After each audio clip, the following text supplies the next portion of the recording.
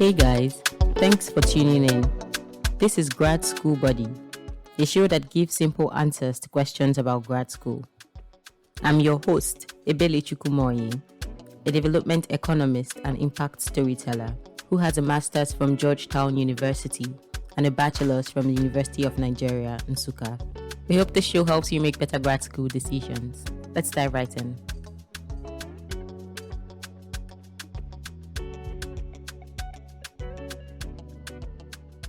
Thank you for tuning in today. Grad School Buddy turned exactly 1 year this month.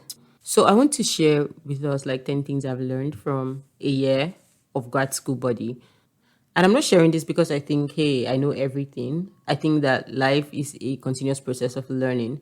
But because I feel that sometimes people do not start things because they are afraid of this thing called imperfection, or because they are waiting for a time where everything is perfect. And I just want to remind you that no such time exists, right? And I want to show you 10 of the things that have helped me do better with the podcast. And I hope that this episode of the podcast basically motivates you to start whatever it is that you want to start today. So the first thing I want to start with is that your friends or your circle, it matters a lot. I don't know if I've shared this before on this podcast, but Grad School Buddy will not exist without one of my friends, Chidebere. I think that there will be no Grad School Buddy without him, if we're being honest. The very first time I heard about Georgetown University, Chidebere spoke it to me. And that was because he understood the kind of work that I was interested in. This was someone who, he came abroad for his own master's, and he saw that there were people who were implementing the programs I had thought about or I was interested in a structured manner. And he felt like, hey, the things I was already doing would benefit from it. And he told me about the program. So I don't really think people understand that your friends really they can determine a lot of things about you, either by speaking your name in rooms or motivating you, nudging you to apply to specific programs or to do specific things. So definitely my point one is that your friends matter. And also, as a friend, you also have to try to push your friends. You also have to try to push your guys. I think that one of the most exciting things for me this year was there were times when I was down and my friends were winning, and them winning was enough for me. Be your friends' friends. Show up for them. Try. And I'm saying try because I know sometimes we are also going through our own stuff, right? And you can't even show up for yourself, let alone to show up for other people. I think that that's where grace and friendship comes in, just understanding that. Or more, this person normally would come true for me, and they probably are not coming true right now because Obajigodoro on them too. Things are very hard on them as well. So yeah, there's that. The second thing that I would say is just start. Now, when I say just start, the truth is that I feel that before anybody gets to that point where you're so scared of starting, you've done some background research already. You've already been planning to start. It might be a book. It might be a video game. It might be applying to go to grad school, which is what this podcast is about. It might be anything at all, right? Whatever it is that you want to start, a lot of times the people who are really interested in starting things, they've done a lot of background research. You've asked people, you've checked on Google. So at some point, if you're being honest to yourself, the only thing that's remaining is for you to actually just start. And people often do not start because you're afraid or because you're trying to get things perfect. And like I've said before, perfection is a myth. I think that sometimes you can have 100% foolproof plan, right? That even if this thing messes up like this is the way I can fix it. And even if it messes up again, this is how I can fix it. You can have 1 million backups, right? And unfortunately for you, you encounter 1,000,001 problems. But the only way to learn is to start. When I listen to the first episodes of this podcast, there's some things I realized hey, okay, maybe if we do this or if we do this or if we do that, it will be better. There were also people who sent me feedback. I also asked other people for feedback. Most importantly, there were things that I learned on my own because I'm a huge fan of podcasts. When I listen to a good podcast, I know. So when I listen to some episodes of the podcast, I'm able to determine, okay, yeah, so if I wasn't the producer of this podcast, this is what I would really genuinely, objectively think, right? And that helped me iterate. Learning is a continuous thing. You want to keep learning, and the only way you can learn is to continue to do it. Something else I want to say is that before I started creating, before Grad School Buddy, I had zero, like complete zero knowledge of audio editing, of podcast production. The only thing I really knew how to do was like scripting, because I have always loved writing. So in terms of, okay, hey, what are we going to do this season? I had an idea of what we could do, but then how could we do it? Since I was in the US and many of the guests were in different parts of the world, how can we connect with them? Since we started this podcast, only 2 episodes have been in person. So determining the apps to use to record it, determining the apps to use to convert what you've recorded to something that's editable, and determining the app that you even use to edit it and how to edit it, man. These were things I had to learn, like, on the way. Even, okay, so how do you populate your podcast to be on Apple, Spotify, to be on YouTube, to be on Deezer, to be on all these apps? I didn't know how to do any of that. So I think everybody just needs to have a spirit of adventure in them. I tell myself, like, every year I have to do one crazy thing that it's not even, I don't even have the skills. And I do them a lot of times as my pet projects, because I know, say, even if it cast, I had a great time. I learned stuff, I met people. And so I think, just embody all of these things, both the spirit of adventure, the spirit of curiosity, the spirit of understanding that learning is a continuous process, the spirit of forgiving yourself, and just start. Do you get? You will learn as you go. Guys, I know we're really going into this, and it's been really exciting sharing some of the lessons I've learned, and even just thinking about it and recounting, because a lot of things start to make sense in retrospect, basically. But I'd like us to take a little pause to introduce the Grad School Buddy essay writing contest. So you already know what this episode is about. It's about celebrating our first year, and also we're also in that holiday spirit. We would love to give to the community that has been so dear to us, to the people who have been listening to us, to the people who have been sharing our content, who have connected to our content and also contributed to it. And we decided to give cash prizes this holiday season. There will be 3 lucky winners at the end of this contest. One person will be going away with 50,000 naira. The second person will be going away with 30,000 naira. And the third person will be going away with 20,000 naira. To find out how you can participate in this contest, stay tuned. So, the next thing I want to say is pacing yourself. When it first started, it started as a podcast. Because people don't really listen to podcasts, it's like something has to drag you into the podcast. So there are podcasts that I started listening to because I was on Twitter and someone said something, and then someone tweeted something, and I was like, okay, yeah, this makes sense. And I went to the podcast and I saw, they have other episodes that also make sense. Basically, there was this social media component, right? I realized that that was something that I really had to invest some time in. And so there came the Instagram, then came the Twitter. But then also I realized when you want to explain something enough, it's like Twitter has this 240 character stuff going. Yes, you can sew a thread, but I just feel having a longer text document is better. It's easier to assimilate. That was how the newsletter came about. And all these things, it took interval of months. So this point is important because, like, you can start an idea, or you can have an idea, and honestly, there are 1,001,000 things that you can do on that idea, right?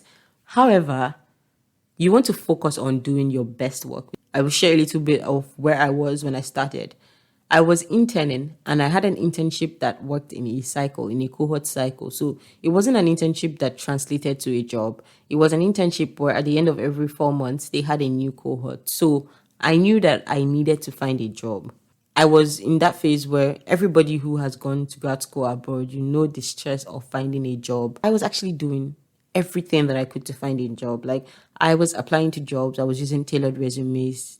I wasn't even in the business of just applying, because I would find out about the company, the missions, personalize everything Gucci, I was networking, meeting up with people, having coffee chats. Like, I was reaching out to people via emails, even people like cold emailing people. See, if you haven't listened to Becoming a Networking Genius, please listen to it, because that episode really explains everything I did in that phase of my life, like especially with regards to cold emailing. It was quite a process, but I didn't start this podcast from a place. Like I've said before, I don't think I know it all, which is why we have guests, which is why we have people who share their experiences. These are experiences that we have that people might relate to, right?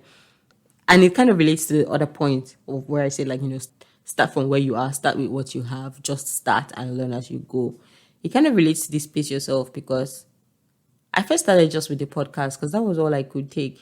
I would just record episodes based on, okay, I know that networking helped me, so maybe how to become a networking genius. Or, hey, I know that when I was starting, I was very confused. Where do I even start? Like, what are the things I need to apply to grad school? And so there came the the grad school application checklist and things like that. Do you get? So just pace yourself, right? When you decide to work on something, when you decide to start, understand that you're not always going to be at a perfect place. There are always going to be hurdles, but you just want to try your best. You want to introduce things little by little. You want to test the waters, right?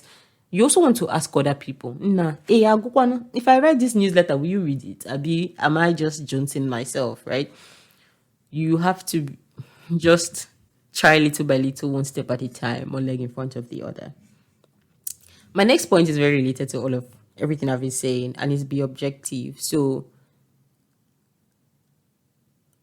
when I was planning for season 2 with my guys, our original plan was let season 2 start on 1st October 2022 for a lot of reasons. Unfortunately for us, as at 30th September, Uzaga Baga. For people who don't speak Igbo, it means like it was obvious that we were not going anywhere. We had a lot of logistics issues in house that we hadn't dealt with, that we had to deal with. And so we were faced with, should we just launch season 2 because we've already given our words and see where it takes us? Or should we calm down, take some more time, fire a little bit and see, hey, will it be better? And after much deliberation, again, I have this friend that every time I just call him and I'm like, hey, I want to do this. What do you think? You know, they even means words. Like, he doesn't care about how you're feeling. He just tells you, you make or you no make. And if he tells you that, oh, this is what you're trying to do, it doesn't make any sense, I just immediately know that I should stop it. So I asked him and he's like, hey, Billy, just stop right here. This will not sail. You need that kind of objectivity, right? Sometimes your emotions will fail you, in the sense that that day when my friend told me that thing, my plan was to just work all night and all day to create something and continue to production. But when he stopped me, I told myself, grad school buddy, I sent myself, like, right? It's true that I want to be committed. It's true that I want to be dedicated. But in my objectivity, I have to tell myself the truth that we need to put in more work before we release this next episode. And after we took some time, we took about 2 weeks, we pushed back the release date to, I think, the 15th. And that was when season 2 started. The extra work that we put in, it showed. It was very obvious, and I was glad, I was grateful for it. So sometimes you have to be very objective. Being objective can be very hurtful because it's telling yourself that you've been doing it wrong. It's telling yourself that you have to postpone. It's telling yourself that you've wasted some money doing some crazy things, maybe paying for either a hosting app or something, right? But it's also understanding that if there is a solution based on your objectivity, based on what you have seen, it's best to go for the solution. The next thing is that failing is a must. See, I talked about it a little bit. When you go into something new, right? I think that a lot of times, I don't know about for anybody, Sha, but for me, sometimes I dey believe myself die. Like, I feel like if I really settle down, right, and put my mind to learning some things, there are some things I already know now that this is not for me at all. Like, I don't even bother myself. But there are some things I know that if I really sit down and learn this thing, I will be great at it, right? However, there are sometimes you start those things you feel like you can be great at. And unfortunately for you, you fail. And you start asking yourself, you start doubting yourself. You come to wonder, like, is it from the village? Is it like what's going on? Why is this happening to me? I think it's very important that we learn that. I don't know how to put this, but what I tell myself is that you're not a perfect person, right? You were not born perfect. You have to leave room for mistake. You have to leave room for failure. You have to understand that you can do everything 100% like you're supposed to, and it won't work. It just won't work. Something will happen. I don't have great examples to use again. There are some things that you just, like, you really can't plan for it, right? It just happens and it happens. You don't, the bottom line is you failed. Great. You have to get comfortable with it. And you have to understand that failing is another time when we learn. I would say, depending on how you deal with failure, deal with it in a way that you deem fit and healthy. But the best part of failing is when you ask the questions. Like, okay, so yeah, so I get I've taken my L, but why did this L have to happen? What could I have done differently? Or what even happened? It could be sitting out to ask yourself this question might just leave you with the realization that honestly, this was not your fault. And that might just be the peace that you deserve to go and sleep or go and eat or something. But understand that failing is part of the process. Failure will come in different garments. The takeaway is either what you learn or the peace you gain from understanding why it occurred.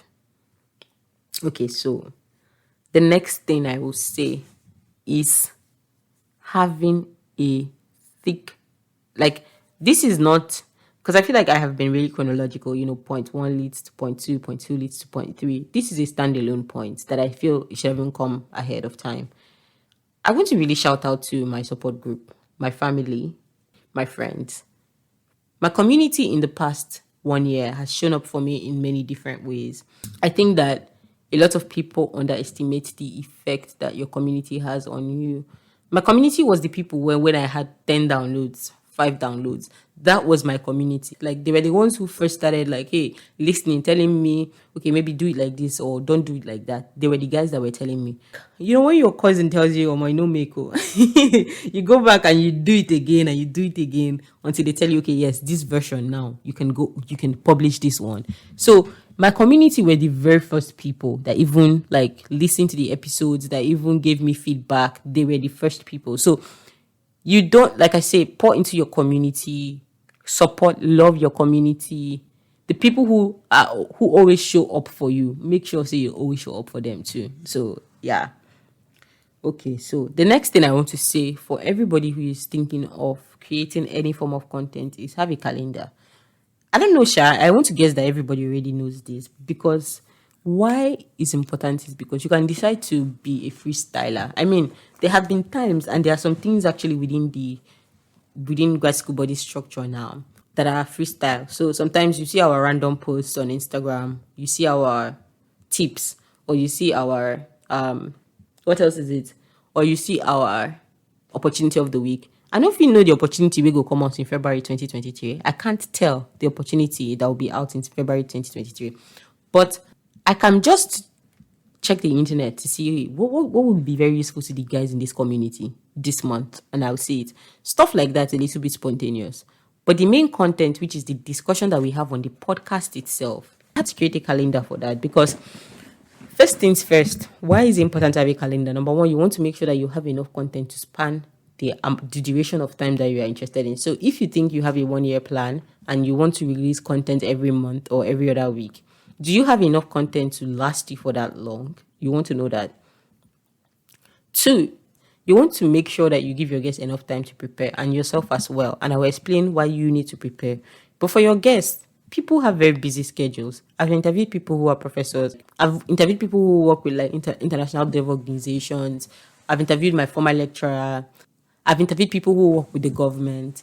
And so all these people, they have very busy schedules. So you kind of have to make sure that you give them enough time to, number one, ensure that they can show up for your call. But then, number 2, to also ensure that they prepare. And when I say that you have to give yourself time to prepare, for every episode of Grad School Buddy that comes out, we create a script and send it to the guest ahead of time. Before we try to send it as early as we can. But it relates to the point I talked about failure. Sometimes it might be that, hey, we were creating the questions, we had a hitch, and maybe something just happened and we couldn't meet up anymore. So giving yourself time to plan reduces the possibility of such occurrences happening, right? It also gives you time to even think, okay, so this person has agreed to be on this podcast, right? But what different perspective can they bring that nobody has talked about before? Or even as I'm going out to reach out to this person, what perspectives have I already covered? And what is lacking? What do I feel like, hey, we can actually cover this to enlighten people about this process or the other process, if it makes sense. So there's also that. But number three is that having a calendar just makes everything smoother, because at that point you just look from like, okay, so right now we have content running till I think April or March. I think it's April, the first week in April, and this is December. We've had some of this content. In fact, some of the episodes for season 2 have been pre-recorded for a while, right? You want to really plan in ahead such that even if a speaker cancels, you already have backup, right?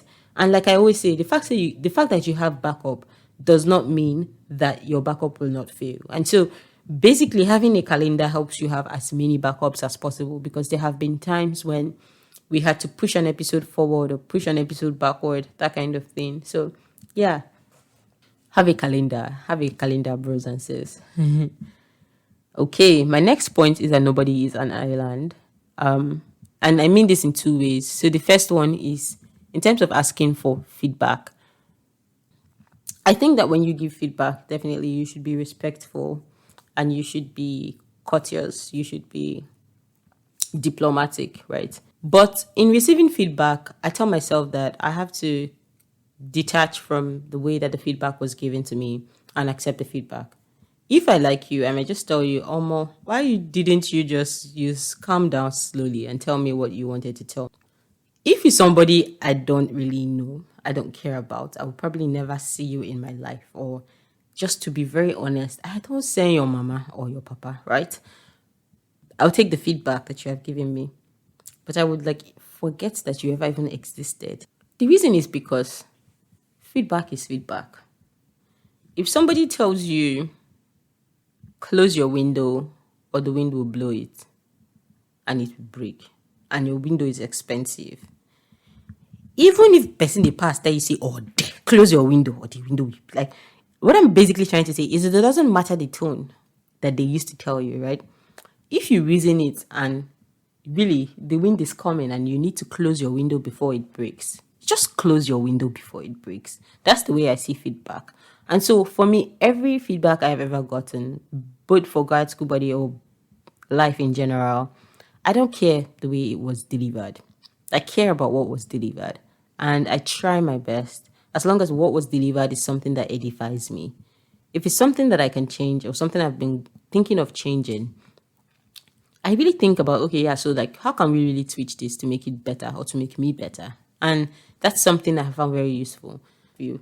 Oh, but then the second thing is that I realized that the more we realize that, hey, we should include more stuff into the whole ecosystem that is Grad School Buddy, the more I realized I couldn't combine this with my work, especially because, as I explained, when I started doing Grad School Buddy, I was an intern. And then I finally started working. And so, number one, there wasn't as much free time as I had before to invest in the podcast. But then also, I feel like, as I said earlier, introducing this point, nobody is an island. So there's something you gain by working with other people. There's something that comes with that communication, that synergy, working together as a group. And I'm really glad that we got the opportunity to do that with Grad School Buddy. And I'm grateful for the opportunity to learn and to work with these people, because they have brought very cool innovations as well to Grad School Buddy, and that is the essence of teamwork. It's the essence of collaboration. Is people being able to like reach into themselves creatively and to say, this is what I think. Like, I love conversations like that, and having them to do that with in the past few months, that has been exciting as well. It's something that really excites me. So yeah, nobody is an island. If you think that there are aspects of what you're creating that you can outsource or that you can work in collaboration with people, don't hesitate, or don't think because you've never done it, or don't think if you want something done best, do it yourself. The importance of narrowing down is my next point. And why do I say the importance of narrowing down? There was a time where it seemed like I was vising, like I was visualizing, I was writing, I was doing my work, I was doing the podcast. See, it was the ghetto. I couldn't cope. That was the truth. And one thing I had to realize, I had to sit down with myself very early in the year. If you check the date of my last V's, That might give you an idea when exactly. But I had to tell myself the truth. You're stretched too thin, right? Again, it moves back to that point on objectivity. I had to tell myself, okay, so now that you at least have a job, you've gotten a job, which of these activities are you going to drop so that you can focus on the other one and do your best job there? It can be very hard to make that decision because see, I do data visualization because I love it. I don't know if this has ever happened to you where you are so interested in something that you go down a rabbit hole and you start finding weird things. Like, and most importantly, I love very creative visualization. So here you want to see how much CO2 a specific company has saved, and you just put that in a graph and that's it. Bro, the graph has to tell a story. I love that. So this decision was very hard for me when I realized, okay, so the rest of this year, you can't visualize anymore. You simply don't have the time to do that. My jobs at the time, they were not very big on having me visualize anything. So I just realized you have to stop visualizing, right? So data viz, I stopped. My favorite project then in the data viz community was this Viz for Social Good. In case anybody is listening that's interested in data visualization and wants to practice. On Twitter, there's a community called Viz for Social Good. They create visualizations for NGOs around the world who are running very profound projects. So they've had one on an NGO that builds bridges. So that I think it's called Bridge to Prosperity or something like that. So they build bridges in communities to help them link like schools, markets, stuff like that. I stopped writing as much. Then I was doing this every week thing. I will put up a post about one thing I've learned about adulting just in a funny way for the people in my network. I had to stop that as well. What else did I stop? Oh my God, I loved painting. I even started creating an art collection. I talked to people about it. I wrote like it's a beautiful art collection. Listen, so it's pictures, but then when you scan each picture, you hear me reading the story of that person, and the stories are funny. You know, they talk about CW women in the Catholic Church and petty beefs. It's the funny stories, and I was really interested in developing that. But I told myself the truth. You can't do this right now. And so these are some of the things that I dropped. There were some things that I continued doing, right? Things like, for me, my mental health was very, very important to me this year. I was very interested in developing healthy coping mechanisms for when I was feeling sad or when I was feeling depressed, for when I was feeling anxious or when I didn't even know what feeling I had. So the mental work I had to do this year was very important to me. I was very interested in doing a great job at work because I don't think it's enough to apply to the job, right? So now that you're here, you have to make a great impression now. So everything that involved putting my best foot forward at the job was something that I was really interested in focusing on. And part of that included writing. So I had to take some time from just like writing from my heart to write for research purpose, right? And it's something that I've had to do in the last 3 years, but this year specifically, it's like I really just had to stop that series to focus on the work that I did. But most importantly was the Grad School Buddy ecosystem, because it grew from just a podcast to now it has a newsletter, now it has a social media, now we have like 2 extra people. So there was a lot of work that had to be done there. And the truth is that I already had a full-time job. There was no way that if I wanted to create something that I was going to be truly proud of, even on my own to begin with, I would mix it with all these other things. And so some things had to suffer. It's true that I did continue to draw this year. It's true that I created some art. It's true that I wrote a little bit of bands, even though I didn't really share them. I published some on Medium. But ultimately, when I look back and see the growth that we've experienced, even in terms of the quality of the content that we put out, it's worth it. And so I would say narrow down if you can. Narrow down doesn't mean abandon every other thing. Like I said, I did create some art. I didn't create as much as I would have wanted to, but I did create something. I think focus on the one or the two things that you can and narrow down, right? When you have a structure, a more formidable structure, you can then back off let go and focus on something else. Or you might even realize, or more, see, I'm tired and I want to do something else, right? But as much as you can, I would always say, like, narrowing down might be a great option. And if you've listened up to this point, I want to say thank you also for listening.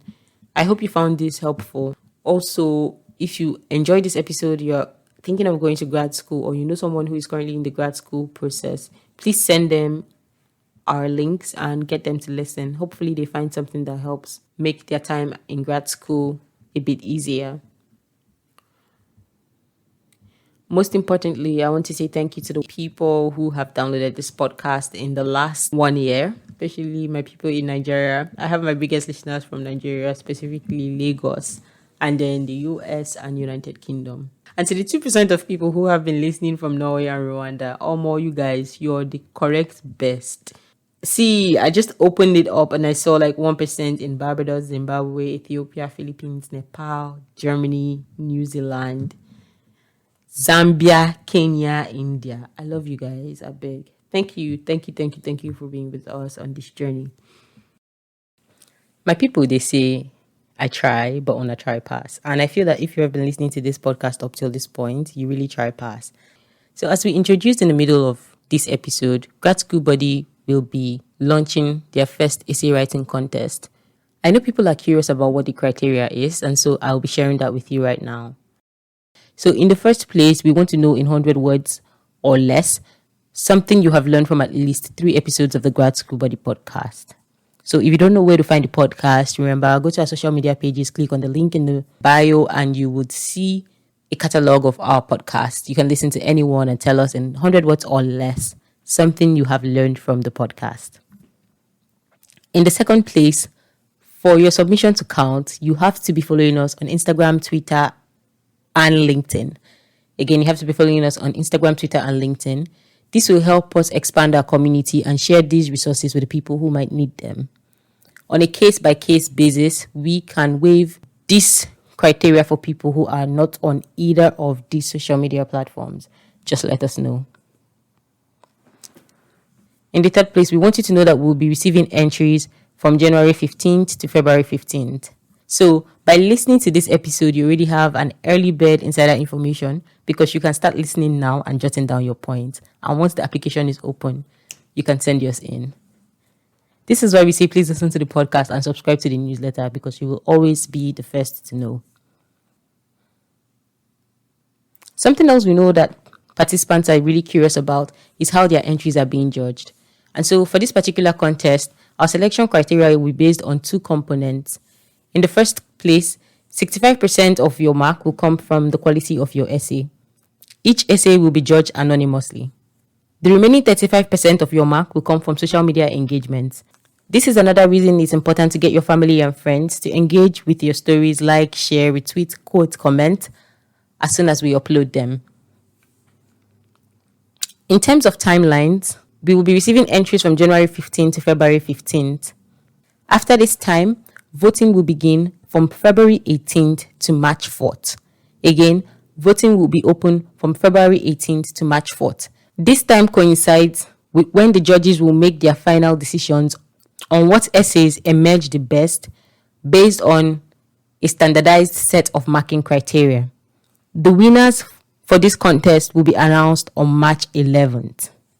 Finally, to find out how you can apply for this contest, once it's January 15th, please go on our Instagram, on our Twitter, on our LinkedIn, click on the link in our bio. You will see exactly what to do. It's a very simple process. I wish everybody who is applying luck. Good luck to everybody. I'm rooting for you guys. I am very curious to see the different ways and different things you have learned from Grad School Buddy. And I want to say happy holidays to all of you. Thank you for being with us for 1 year. Thank you for the downloads. I have really enjoyed being your host this year, and I look forward to next year.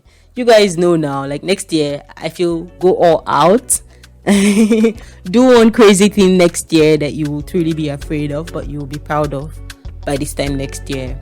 Send future letters to yourself. Be kind to yourself. Be kind to the people around you. I'm just going to end this here.